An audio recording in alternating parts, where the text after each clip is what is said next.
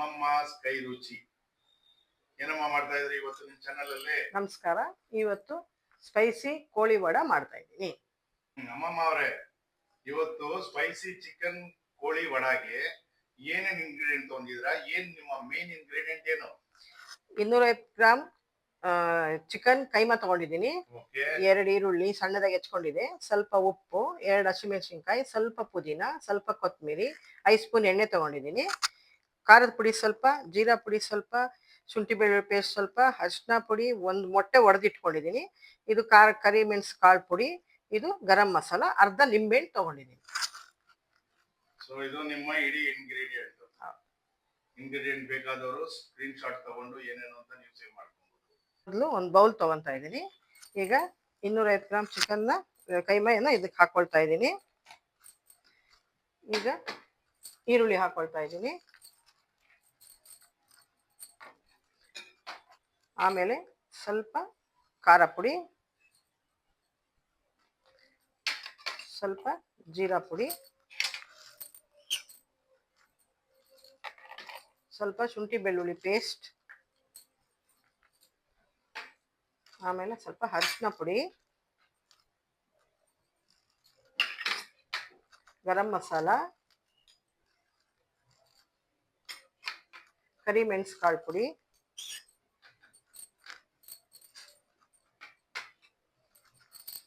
ಈಗ ಸ್ವಲ್ಪ ಪುದೀನ, ಹಸಿಮೆಣಸಿನ್ಕಾಯಿ, ಕೊತ್ತಂಬರಿ, ಈಗ ಒಡೆದಿರುವಂಥ ಒಂದು ಮೊಟ್ಟೆ ಹಾಕ್ತಾ ಇದ್ದೀನಿ. ರುಚಿಗೆ ತಕ್ಕಷ್ಟು ಉಪ್ಪು ಹಾಕ್ತಾ ಇದ್ದೀನಿ.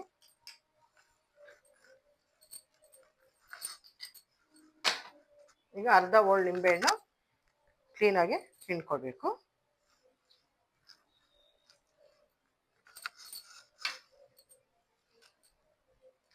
ಈಗ ಇದನ್ನೆಲ್ಲ ಕ್ಲೀನಾಗಿ ಮಿಕ್ಸ್ ಮಾಡ್ಕೊಳ್ಬೇಕು.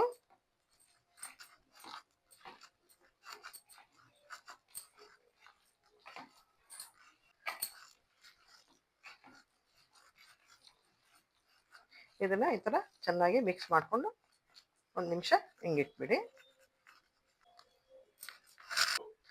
ಈಗ ಸ್ಟವ್ ಆನ್ ಮಾಡ್ತಾ ಇದ್ದೀನಿ.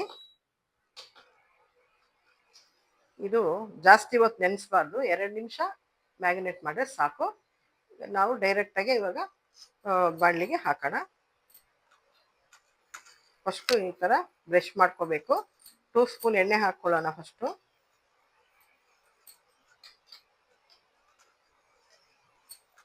ಈಗ ಇದನ್ನು ಚೆನ್ನಾಗಿ ಎಲ್ಲ ಹಿಂಗೆ ಸ್ಪ್ರೆಡ್ ಮಾಡ್ಕೊಳ್ಳೋಣ.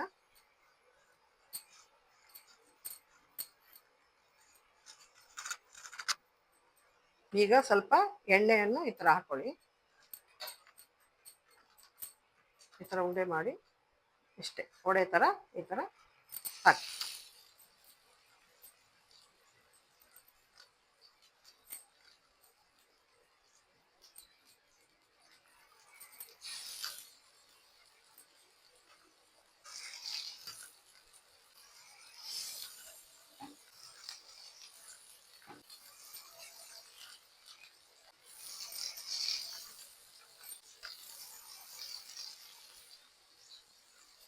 ಇವಾಗ ಸ್ವಲ್ಪ ಇದು ಲೈಟಾಗಿ ಬೆಂದಿದೆ. ಈಗ ತಿರ್ಗಿಸಾಕೋಣ.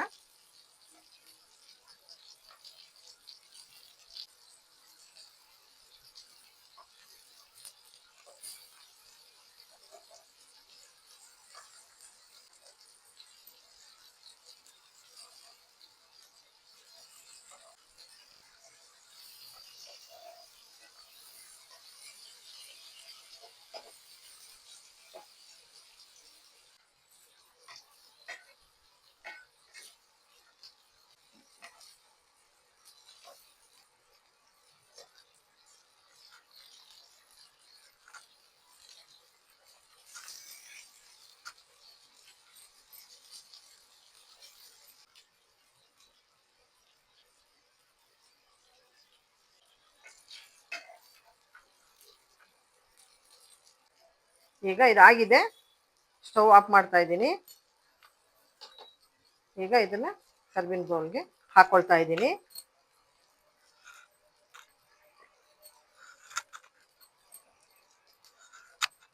ರುಚಿಯಾದ ಕೈಮಾ ಕೋಳಿ ಕೈಮಾ ವಡೆ ರೆಡಿಯಾಗಿದೆ. ತಗೊಳ್ಳಿ ಸ್ನೇಹಿತರೆ, ಅಮ್ಮಮ್ಮ ಕೈ ರುಚಿ ಚಾನೆಲ್ ಇಂದ spicy chicken keema vada ready.